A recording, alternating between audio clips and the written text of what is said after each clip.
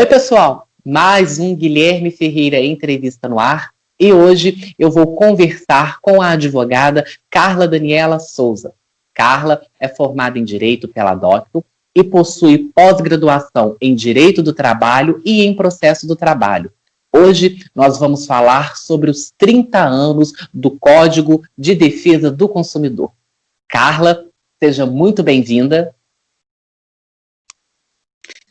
Muito obrigada, Guilherme. Bom dia, boa tarde, boa noite para os ouvintes, os seus seguidores. É um prazer estar aqui conversando com você e para esclarecer muitas dúvidas, né, que são atinentes aí da população, inerente ao código.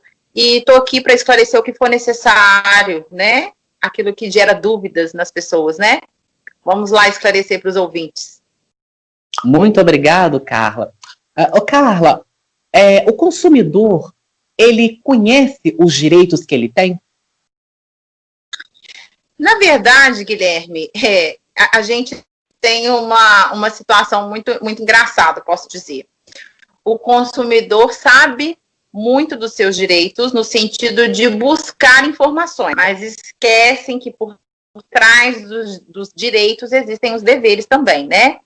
É necessário que a gente entenda que dentro de uma situação jurídica, as partes têm as suas obrigações. Então, muito embora a gente ainda tenha uma população desinformada, a maior parte delas possui, sim, algum tipo de conhecimento.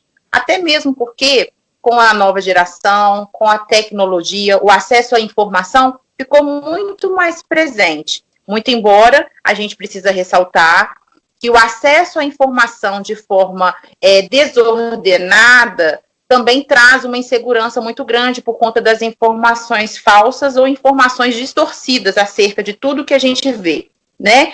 Mas eu entendo, sim, que o consumidor tem conhecimento, ainda que de uma forma não integral ou até mesmo da forma como a gente gostaria que tivesse. Mas tem, sim, tem um certo acesso, sim, de informação. Nesses 30 anos de Código de Defesa do Consumidor, o código completou no dia 11 de setembro 30 anos, o consumidor, ele tem mais a comemorar ou cobrar por mais melhorias? Na verdade, Guilherme, é o seguinte, que embora há necessidade de uma melhor adequação, uma melhor adaptação às questões sociais, às questões reais, o consumidor tem sim muito que comemorar, até mesmo porque o Código de Defesa do Consumidor, o nosso Código de Defesa do Consumidor, ele é muito enaltecido mundialmente, né? Ele é uma referência, porque antes dele ser criado, ele era, o consumidor, ele ficava meio sem o norte, porque ele era regulado pelo Código Civil lá de 1916. Então, nesse meio de transição entre o Código Civil de 1916 e a nova criação de 2002, o Código de Defesa do Consumidor foi criado nessa linha de tempo.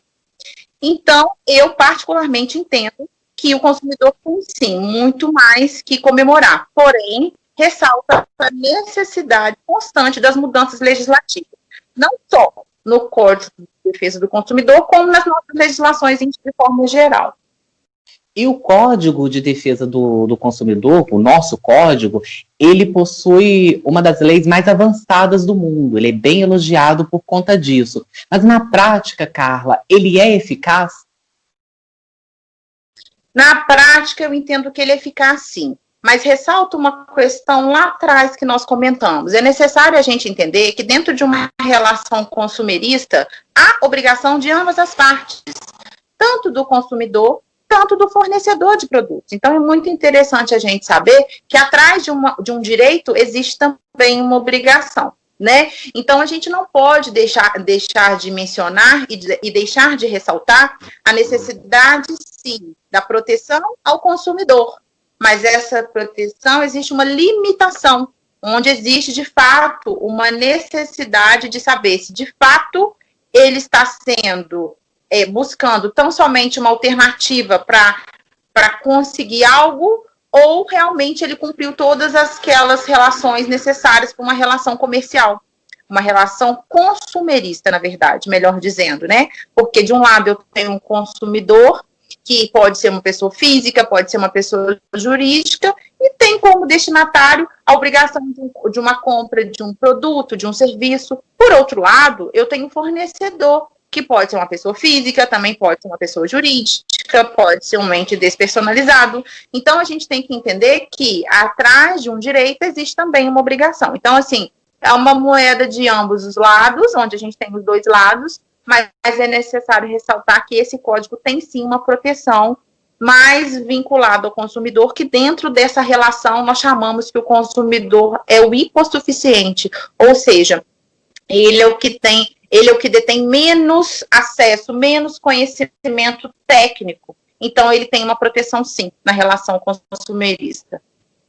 Ô, Carla, o código, ele é de 1990, então estamos em 2020, em 30 anos, a tecnologia, ela veio mudando ano após ano e facilitou muito a nossa vida. Vivemos um período de pandemia, período em que as compras através da internet, elas se intensificaram muito. O consumidor buscou ter acesso ao produto, porém de outra forma, né?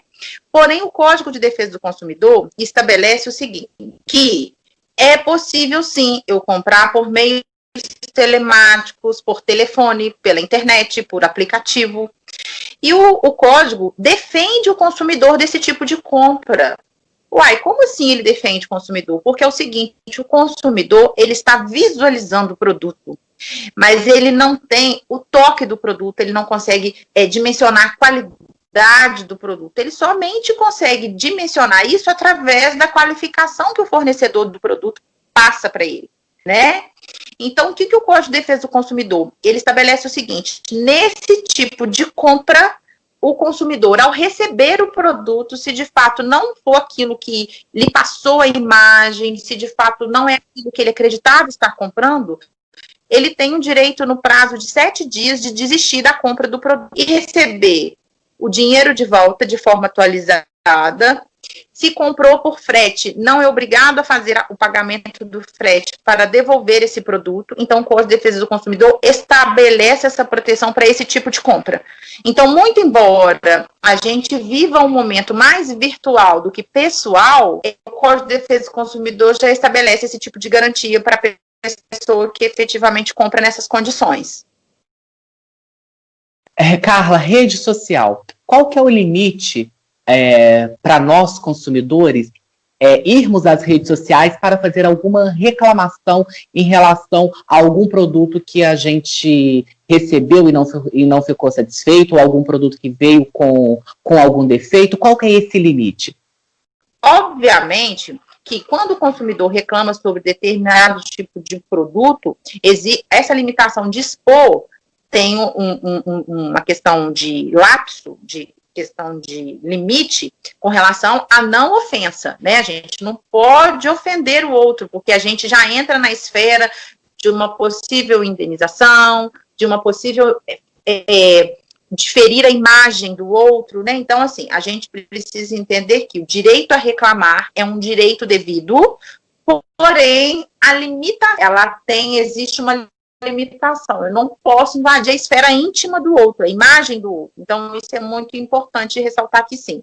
A imagem do outro, ela é garantida de forma, inclusive, constitucional, né? A pessoa que efetivamente lesa a imagem, né, deprecia a imagem do outro, tem obrigação de indenizá-lo de forma moralmente, né? Então, assim, é importante o consumidor entender que o direito de reclamar é um direito lícito, é um direito legal, porém, essa limitação, quando eu vou ofender a esfera do outro, a imagem do outro, aí já esbarra em outra possibilidade, que é uma questão do dever, obrigação de indenizar, já invade outra esfera.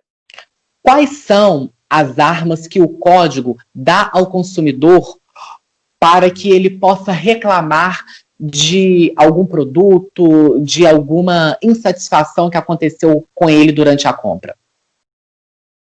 Na verdade, é importante destacar o papel do PROCON, né? O PROCON, ele tem um papel muito fundamental nessa relação consumidor-fornecedor. Ele, na verdade, é um intermediário dessa situação mal resolvida, né? O PROCON nada mais é que um órgão administrativo municipal. Então, o município é que estabelece se vai ter ou não PROCON, né? Então, o que acontece? O PROCON é uma obrigação legal, né? Ele tem a necessidade de estar ajudando o consumidor a intermediar uma situação mal resolvida, como garantia, ausência de cumprimento contratual, ausência, às vezes, de entrega no prazo estabelecido, ou, por exemplo, não consertou o produto no prazo que a lei determina. Ele faz uma intermediação dessas negociações consumeristas, ou seja, ele é um órgão administrativo. Na verdade, a pessoa que se sente lesada, que não está esclarecido com relação às questões que foram elencadas na relação consumerista, pode buscar o PROCON para tentar solucionar essas questões. E caso o PROCON não consiga chegar no consenso junto ao fornecedor de produto, aí sim o consumidor pode acionar judicialmente a questão buscando uma reparação, seja ela por dano material, seja ela pela devolução da quantia paga, seja ela pela substituição do produto do mesmo valor, ou seja ela cancelar o produto ou do tipo de serviço. Então, vale lembrar que o PROCON tem uma finalidade muito importante, que é intermediar as relações mal resolvidas na esfera administrativa.